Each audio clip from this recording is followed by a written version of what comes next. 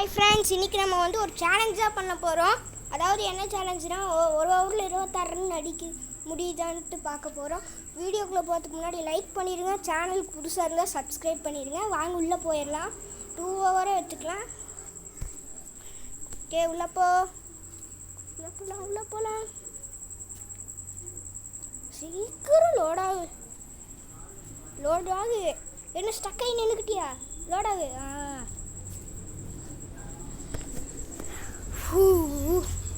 எப்படியாச்சும் இந்த மேட்ச்சில் இந்த சேலஞ்சை முக்கியமாச்சு கம்ப்ளீட் பண்ணிடணும். நமக்கு இப்போ பேட்டிங் வேணும். எட்ஸ் கேட்கலாம். டாஸ் ஜெயிச்சு பேட்டிங் எடுக்கணும். இல்லை, அவங்க ஜெயிச்சிருக்காங்க. நல்ல வேலை பவுலிங் எடுத்துட்டாங்க. இன்றைக்கி நமக்கு ஓரளவுக்கு லக்கு இருக்குது. ஓகே, என்ன செய்யலாம்? இங்கே வர பக்கத்தில் ஒரு பூனை வந்து கத்திக்கிட்டு இருக்கு.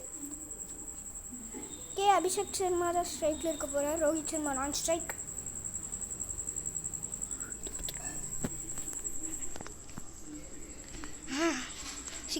சீக்கிரம்.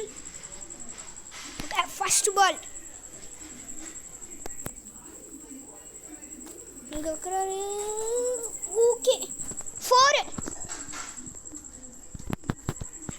ரியல் கிரிக்கெட்லலாம் அடித்ததுக்கு 4 தான் போகுது. இதுவே நம்மளோட ஆர்சி ஸ்வைப்பு WCCயாக இருந்தால் WCCயில் கூட அடிக்கிறது கஷ்டம். ஆர்சி ஸ்வைப்பாக இருந்துச்சுன்னா வச்சுக்கோங்க, 6 தான். லாஸ்ட் ஷாட்னாவே 6 தான். இந்த பால் என்ன நடக்குது? திரும்பியும் 4 தான். 2 பால் 8 எடுத்திருக்கேன். இன்னும் 4 பால் 18 அடிக்கணும். 3 6 அடிக்கணும். முடியுமா? கொஞ்சம் கஷ்டம்தான். லைக் பண்ணிடுங்க.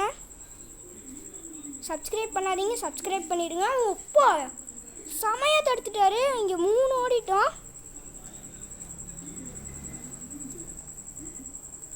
ரோஹித் சர்மா இப்போ ஸ்ட்ரைக்குக்கு வந்திருக்காரு. இன்னும் 3 பாலில் 15 ரன். இந்த பால் 6 வேணும். 4 தான் போயிருக்கு. 6 வரவே மாட்டேங்குது.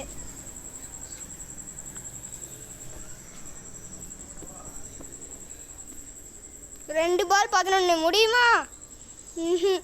4 தான் போயிருக்கு. 1 பால் 7. எப்படியோ தோத்துட்டோம். ஆனால் க்ளோஸாக போயாச்சு தோக்கணும்.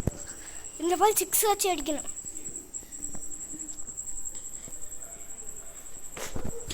ஓ, 6 நோ 4 தான். ஸோ இந்த சேலஞ்ச் தோத்துட்டோம். நான் வேணால் ட்ரை பண்ணவா ஜெயிக்கிறதுக்கு. இன்னொரு ஓவரில் எப்படியும் முடியாது. சரி, வச்சிடலாம்.